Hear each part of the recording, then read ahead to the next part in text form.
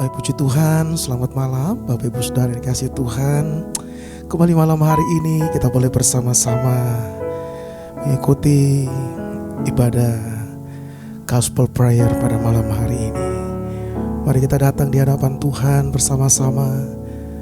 Mari kita datang dengan penuh kerinduan kita di hadapan Tuhan malam hari ini. Mari kita berdoa bersama-sama. Ya Bapa, kami mengucap syukur buat kebaikan-Mu dalam kehidupan kami. Terima kasih buat semua yang terbaik yang telah Tuhan kerjakan di dalam kehidupan kami. Terima kasih buat kasih setia Tuhan. Terima kasih buat perkenanan Tuhan di dalam kehidupan kami. Terima kasih Tuhan, kami mengucap syukur buat kasih dan anugerah-Mu. Sebab firman-Mu berkata, bersyukurlah kepada Tuhan, sebab Dia baik, bahwasannya untuk selama-lamanya kasih setianya dalam kehidupan. Terima kasih Tuhan. Kami serahkan ibadah malam hari ini ke dalam tangan-Mu, bahwa kami boleh menikmati hadirat-Mu Tuhan. Dimanapun kami berada saat ini, biarlah Roh Kudus Engkau hadir di tengah-tengah kami. Berkati ibadah malam hari ini Tuhan. Dalam nama Yesus kami berdoa dan kami mengucap syukur. Haleluya. Amin.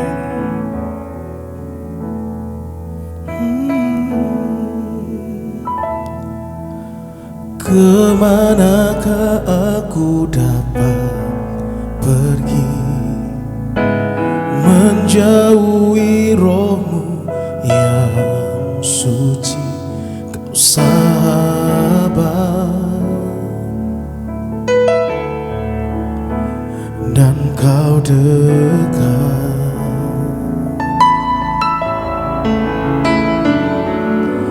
Bahkan seluruh pengabdianku tak bisa membalas kesetiaan-Mu, sungguh mulia dan berharga. Sungguh besar pengorbanan-Mu bagiku, terlalu dalam untuk dimengerti. Sungguh besar, sungguh indah yang Kau pikirkan tentangku, tak terselami bagiku. Sungguh indah.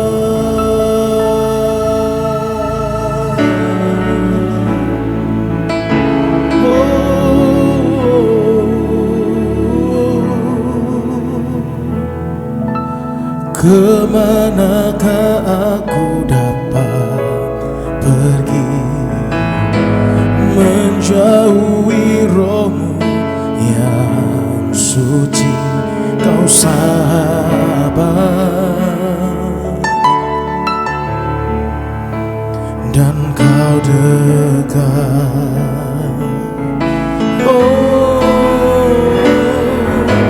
Bahkan seluruh pengabdianku tak bisa membalas kesetiaan-Mu, sungguh mulia dan berharga. Sungguh besar pengorbanan-Mu bagiku, terlalu dalam untuk dimengerti. Sungguh besar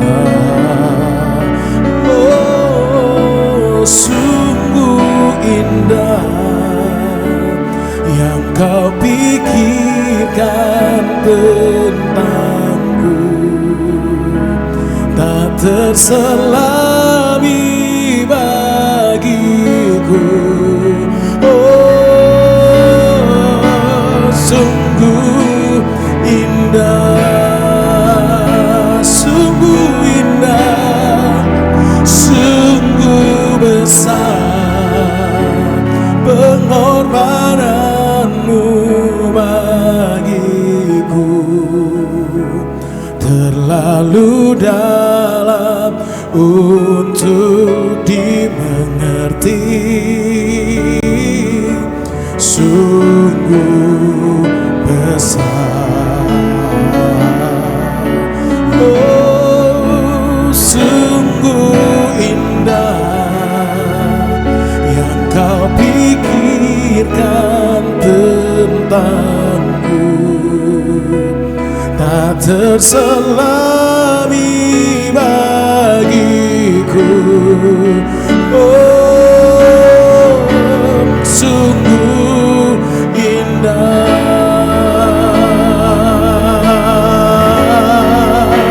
sungguh besar pengorbananmu bagi.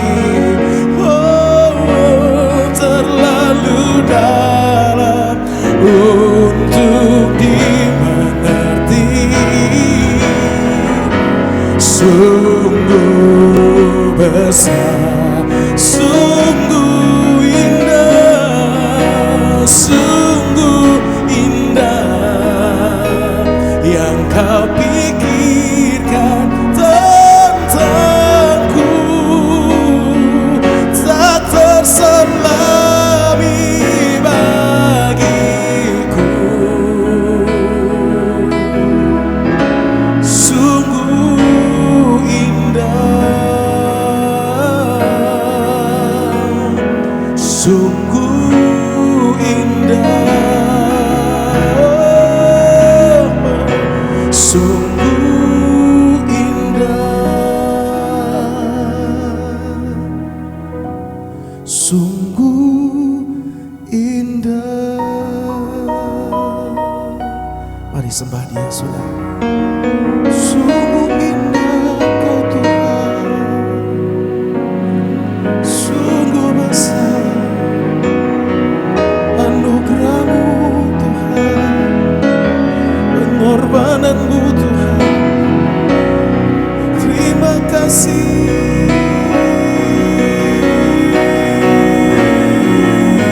Tuhan, terima kasih buat kebaikan-Mu.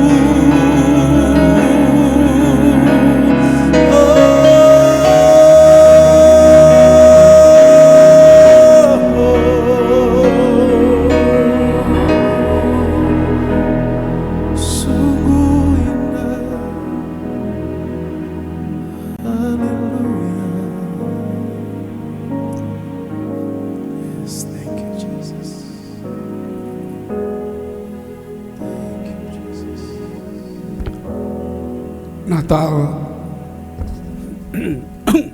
sungguh indah di dalam kehidupan kita.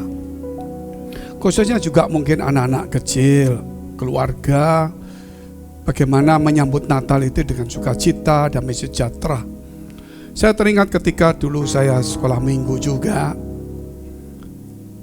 saya disuruh main drama, macam-macam. Ada sebagai anak yang terhilang, ada juga teman saya menjadi malaikat. Nah, saya juga ikut di dalam drama juga, meruntuhkan tembok Yeriko dan lain sebagainya. Apa yang dikhotbahkan oleh guru-guru sekolah minggu cukup bagus, dengan sabar, teliti. Namun pikiran kita tidak mungkin bisa mengingat semuanya. Tapi pasti suatu saat ketika Tuhan bukakan, kita pasti ingat semuanya. Tetapi yang paling diingat-ingat itu adalah tentunya drama itu. Ada 4-5 kali kita main drama waktu sekolah minggu itu. Nah, itulah yang berkesan, jadi membuat saya selalu teringat oleh Natal itu dan kegiatan. Sehingga dimanapun juga waktu Natal, kita tidak bisa cuma duduk diam, tapi kita bersiap-siap dengan baik. Mempersiapkan hati kita, mungkin kita bukan pemain drama, namun sesungguhnya kita ini ada di dalam satu drama besar di dunia ini dengan sutradara Tuhan Yesus Kristus. Oleh karena itu kita mempersiapkan hati kita, hidup kita, merubah segala pikiran-pikiran kita, supaya anak-anak itu dilibatkan, supaya punya kesan yang dalam. Natal ini bukan hanya masalah pandemi yang diingat, karena pandemi ini cukup membuat orang trauma. Tapi biarlah Natal ini menghapus semua trauma itu. Dengan acara tidak usah meriah, tetapi melibatkan semua kelompok atau komponen anak muda, remaja, ya tentunya dewasa, keluarga. Ayo supaya menghapus semua trauma-trauma kita ini. Dan kita tidak mengingat yang buruk, tapi kita mengingat tentang Yesus itu sendiri. Saudara mungkin coba berpikir begini, itu kan berbahaya Pak, betul.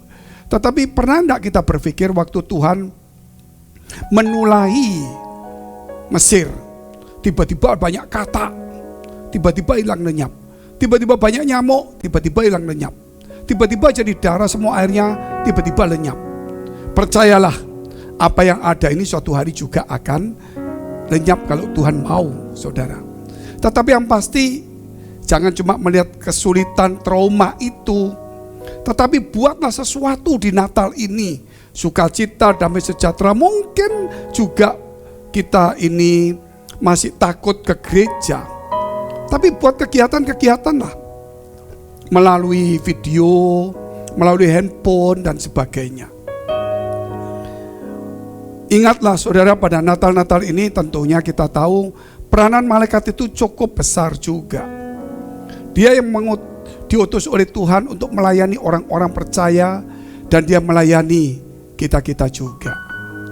Jangan membuat malaikat yang ada di sekitar kita itu duduk diam, karena kita ini pasif. Ambil tindakan yang jelas. Mari saya ajak untuk membaca kitab Lukas pasal 1 ayat 18 dahulu.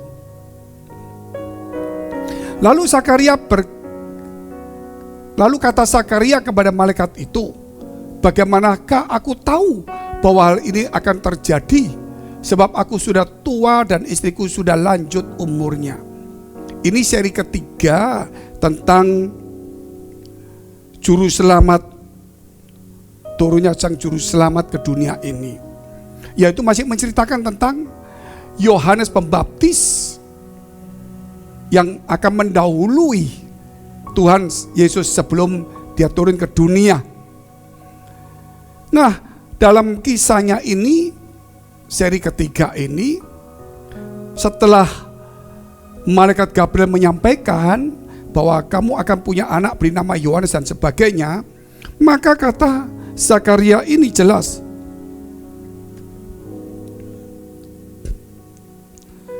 bagaimanakah aku tahu bahwa hal ini akan terjadi, sebab aku sudah tua dan istriku sudah lanjut umur. Saudara, kalau kita melihat mungkin ada keraguan-keraguan, padahal dulu Zakaria itu mungkin sudah pernah berdoa, bukan mungkin, pasti berdoa dia, minta anak, tetapi tidak mendapatkannya. Bahkan kalau kita lihat akhir dari cerita ini, Elisabeth itu mengandung 5 bulan, kemudian dia berkata bahwa Tuhan telah menghapus aibku. Aib, ya. Kalau zaman dulu orang gak punya anak itu aib. Tetapi saudara, kalau kita melihat orang gak punya anak, jangan menjadi satu alasan kita bercerai. Saudara lihat ini bagaimana Zakaria dan Elisabeth tidak punya anak. Dia seorang pelayan Tuhan yang tulus, orang yang sungguh-sungguh, takut Tuhan, berkenan hidup benar, dan mengikuti ketaatan semua ketetapan, taat terhadap ketetapan hukum Allah. Tapi toh dia tidak punya anak. Tetapi dia nggak bercerai. Gara-gara nggak punya anak terus bercerai, gara-gara nggak punya rumah bercerai, gara-gara ya ini salah, sedikit tuh bercerai. Ini zaman akhir seperti itu. Sudah tidak ada maaf, tidak ada kasih, tidak ada mempertahankan rumah tangga dengan baik. Padahal kalau kita tahu turunnya Yesus Sang Raja damai itu, saudara, harusnya ada damai dari kita. Kita harus bisa mengampuni suami atau istri. Jangan saling menyalahkan ketika kita gagal di dalam rumah tangga, dalam arti pekerjaan, mungkin nggak punya rumah, atau saudara mungkin juga nggak punya keturunan. Tetapi tetap pertahankan. Bagaimana Allah kemudian memakai orang mandul ini, Sakaria yang dan istrinya yang aib, malu mungkin saudara, bisa menjadi orang yang bersuka cita. Dan akhirnya bukan hanya itu, menjadi berkat bagi banyak orang. Kalau kita mau setia sampai akhir, saya yakin persoalan rumah tangga suami istri, apapun yang menjadi kekurangan, kita tetap bersatu. Kita tetap melayani Tuhan. Kita tidak boleh kendor, tidak boleh menoleh ke belakang. Tidak boleh juga melihat apa yang kurang, apa yang tidak ada. Tapi apa yang ada yang bisa diberikan untuk Tuhan. Saya berdoa dulu untuk saudara semua. Bapa kami yang ada di dalam surga, yang kami kenal dalam nama Tuhan Yesus. Biar pada Natal ini mungkin kami seperti Sakaria dan Elizabeth, yang rasanya Tuhan sudah tidak lagi percaya. Masakah mungkin sudah tua kini punya anak? Dan bagaimana mereka tetap saling mengasihi walaupun tidak punya keturunan. Mereka tetap setia di dalam pernikahan. Tuhan, dunia ini akan lenyap dengan semua keinginannya. Banyak umat Tuhan sudah tidak lagi mencari kebenaran firman Allah. Mereka menggabungkan dengan kesenangan dunia. Biar melalui firman Tuhan hari ini, renungan Gospel and Prayer ini, kami diingatkan kembali, tidak ada alasan bagi suami, bagi istri, bagi orang tua masing-masing untuk berpisah, memisahkan anaknya, atau berpisah dengan suami dengan istrinya, karena apapun alasannya. Karena hidup ini Tuhan yang sudah menentukan berapa banyak kita harus punya, apakah kita punya keturunan atau tidak. Manusia berusaha, tapi Tuhan menentukannya. Biar segala keinginan kami boleh kami serahkan kepada Tuhan, dan kami boleh berjalan dengan apa yang kami punyai untuk kemuliaan nama Tuhan. Biar mata kami tertuju kepada Tuhan, bukan ke belakang, bukan melihat apa yang kurang. Tuhan memberkati setiap kami. Komitmen di dalam pernikahan, kesatuan dalam pernikahan, damai kerukunan dalam pernikahan, dalam keluarga. Itulah hari ini Tuhan, biar kami pegang kembali. Demi nama Tuhan Yesus, haleluya, amin. Saya mau teruskan ayat yang ke 19. Jawab malaikat itu kepadanya, akulah Gabriel yang melayani Allah, dan aku telah diutus untuk berbicara dengan engkau dan untuk menyampaikan kabar baik ini kepadamu. Kita tahu sekali malaikat Gabriel adalah utusan Tuhan, dan dia yang paling setia. Suatu hari dia pernah berkata kepada Daniel juga, bahwa dia yang tetap teguh, tetap untuk menjadi utusan, mengirim berita kepada umat Tuhan, kepada Daniel, juga kepada Sakaria. Nanti kita akan melihat juga selanjutnya dari episode ini atau serial ini, bagaimana dia menjumpai Maria yang masih perawan dan menyampaikan berita tentang kelahiran Yesus Kristus juga. Dan kita tahu saudara bahwa Tuhan tidak pernah berhenti di dalam karyanya. Dia selalu mengutus. Biar pada Natal ini kita juga menjadikan diri kita sebagai utusan Tuhan. Bukan hanya kita berdamai dengan keluarga, dengan suami istri kita, tapi kita menjadi utusan untuk mendamaikan keluarga-keluarga yang pecah, anak orang tua yang sudah tidak harmonis, rumah tangga yang mau cerai. Ayo, kita harus menjadi utusan-utusan untuk mendamai. Bahkan kalau kita melihat menyampaikan kabar baik, jangan kabar buruk, jangan kabar burung juga. Karena dengan adanya sosial media, kerap kali berita itu tidak kita saring, kita lempar aja ke tengah-tengah masyarakat, membuat kita menjadi gaduh, gelisah.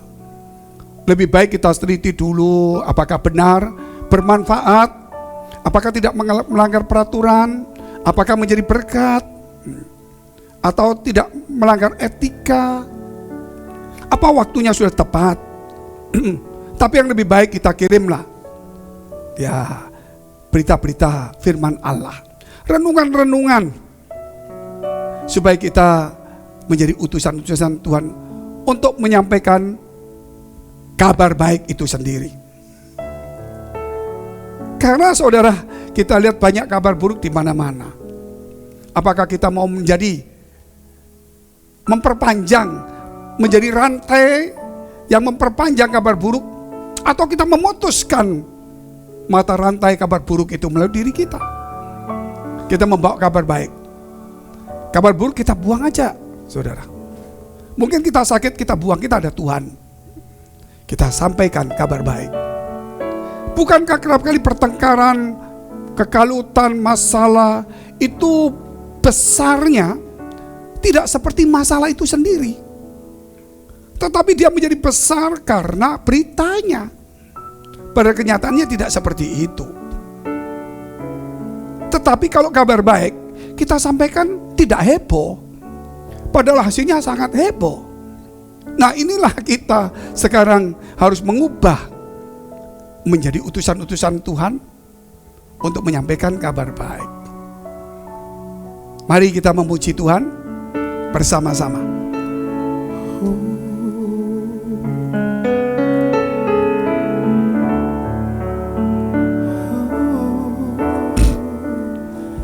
Sampai akhir ku menutup mata, ku tetap setia menanti janjimu, sampai ku dapatkan mahkota kehidupanku. Ku tetap setia untuk melayanimu sampai akhir. Ku menutup mata, ku tetap setia menanti janjimu, sampai ku dapatkan mahkota kehidupanku. Ku tetap setia untuk melayanimu.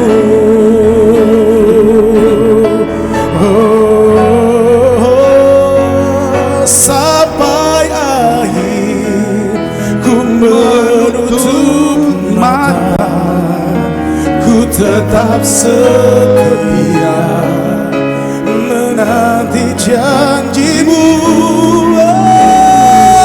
sampai ku dapatkan mahkota kehidupanku. Ku tetap setia untuk melayanimu. Ku tetap setia untuk melayanimu. Ku tetap setia untuk melayanimu.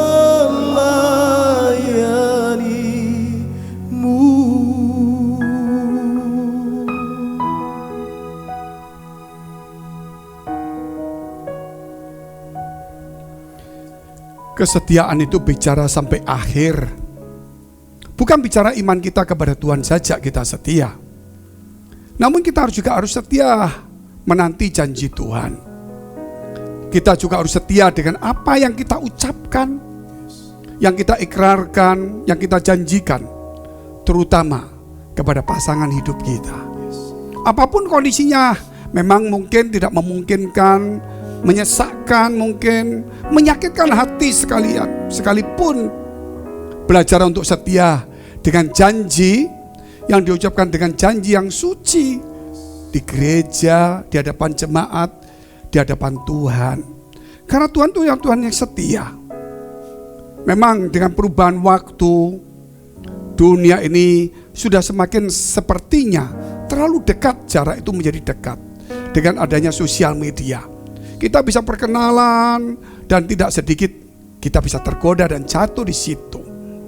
Oleh karena itu, saudara, kesetiaan tidak bicara tentang kepada Tuhan saja, kepada firman Allah, namun kepada pasangan hidup, kepada janji-janji kita masing-masing. Saya ajak saudara membaca firman Tuhan dalam kitab Lukas 1 ayat 20. Sesungguhnya engkau akan menjadi bisu dan tidak dapat berkata-kata sampai kepada hari di mana semuanya ini terjadi, karena engkau tidak percaya akan perkataanku yang akan nyata kebenarannya pada waktunya. Gabriel mengatakan dengan pasti bahwa akan terjadi dengan sebenarnya dan menjadi satu kenyataan. Perkataan Tuhan itu tidak mungkin tidak terjadi, walaupun situasi, walaupun apa saja. Tidak, saudara, tetap akan terjadi. Namun seorang imam besar bernama Zakaria yang taat, yang setia, yang dulu berdoa mungkin berpuasa suami istri, tetapi Tuhan tidak menjawabnya. Tuhan menjawabnya melewati masa-masanya, yaitu masa tidak subur, masa yang tidak mungkin. Disitulah Tuhan bekerja. Tetapi kerap kali kita sebagai orang percaya, kita membatasi ya apa yang Tuhan memberikan kepada kita dengan sikon kita. Kita harus melebarkan lagi. Jangan membatasi. Walaupun saudara mungkin itu kita sakit, walaupun mungkin sedikit ragu, tetapi belajar percaya bukan dengan kondisi yang baik, tapi situasi yang sulit, yang tidak mungkin, tetaplah percaya kepada Tuhan. Sehingga rumah tangga, hidup kita, kesehatan kita, sehingga hati kita penuh sukacita. Orang yang tidak percaya, saudara, akan melihat bahwa bagi Tuhan itu tempat perlindungan, tempat untuk kita berteduh, tempat untuk meletakkan kepala kita dan harapan kita, dan janjinya teruji. Biar pada malam ini juga kita memperbarui situasi Natal ini. Kita harus kembali setia kepada janji. Kita harus belajar percaya, setia kepada firman Allah, percaya dengan janji Tuhan. Saya akan berdoa dulu supaya percaya itu muncul kembali. Percaya bukan karena saya masih muda, saya berdoa minta anak. Saya percaya. Apakah bisa kita seperti Imam Zakaria setelah tidak mungkin, tapi Tuhan bisa jawab. Walaupun kita tidak perlu harus seperti itu juga, tetapi kita harus percaya juga bahwa bagi Allah tidak ada yang mungkin, tidak ada yang mustahil, semuanya mungkin, saudara. Bapa kami yang ada dalam surga, kami berdoa untuk setiap umat-Mu dimanapun berada, supaya kami bukan hanya percaya dalam situasi, kondisi yang memang kami bisa percaya, tapi Bapak percaya kami ini sampai akhir.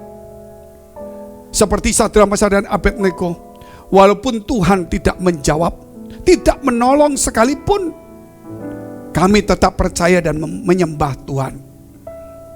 Tuhan buat supaya setiap kami setia kepada janji kami masing-masing, suami istri, perkataan kami, setia kepada firman, setia kepada Tuhan sendiri. Biar supaya setiap kami, Tuhan, tidak menjadi bisu, dalam arti kami akan terus bersaksi, berbicara tentang kebaikan Tuhan, bukan berdiam. Buat supaya mulut kami dipakai Tuhan untuk kemuliaan nama-Mu. Memberkati umat-Mu dalam nama Yesus. Biar percaya dan iman itu kembali tumbuh subur, supaya kami menjadi orang-orang yang penuh dengan damai dan sukacita, pemaaf, ramah, penuh kemurahan. Dalam nama Yesus, haleluya, amin.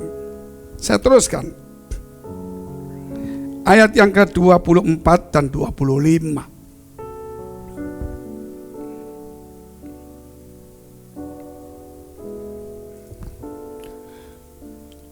Beberapa lama kemudian Elisabeth istrinya mengandung dan selama 5 bulan ia tidak menampakkan diri, katanya. Inilah suatu perbuatan Tuhan bagiku, dan sekarang ia berkenan menghapus aibku di depan orang. Untuk merenungkan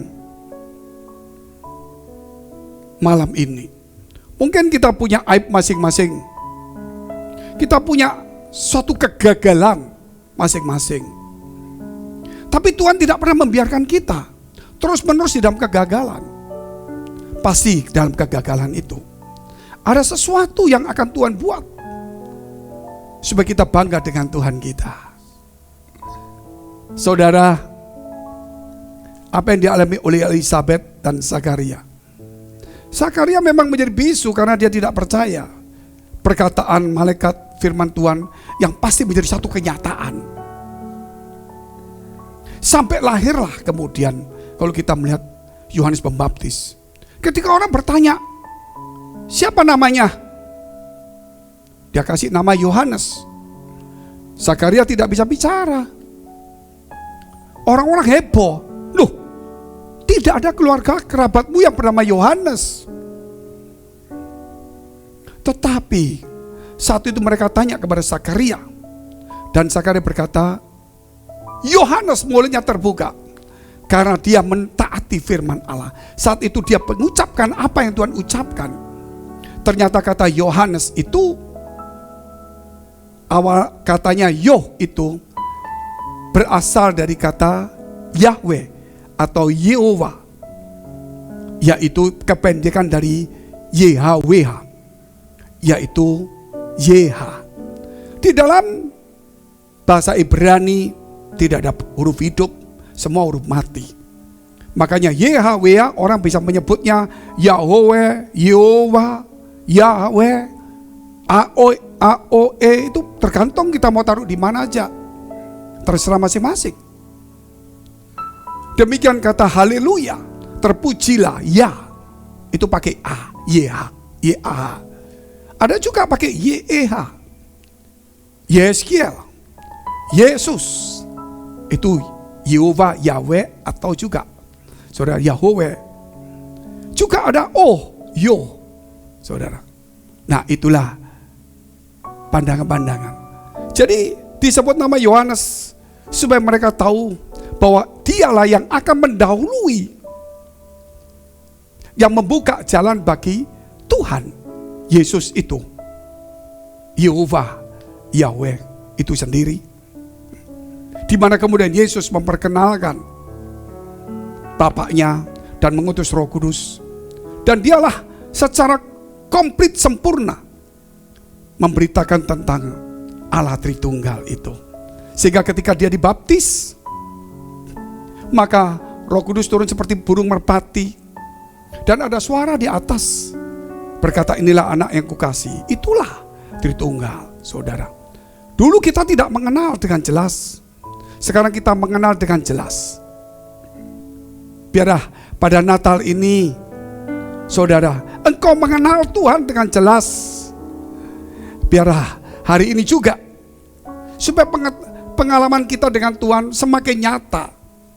Jangan menunda perjalanan rohanimu di tengah jalan. Lanjutkanlah, engkau akan melihat kemuliaan Allah di dalam hidupmu, bahkan sampai akhir, sampai anak cucu kita. Kita tunduk kepala, kita berdoa.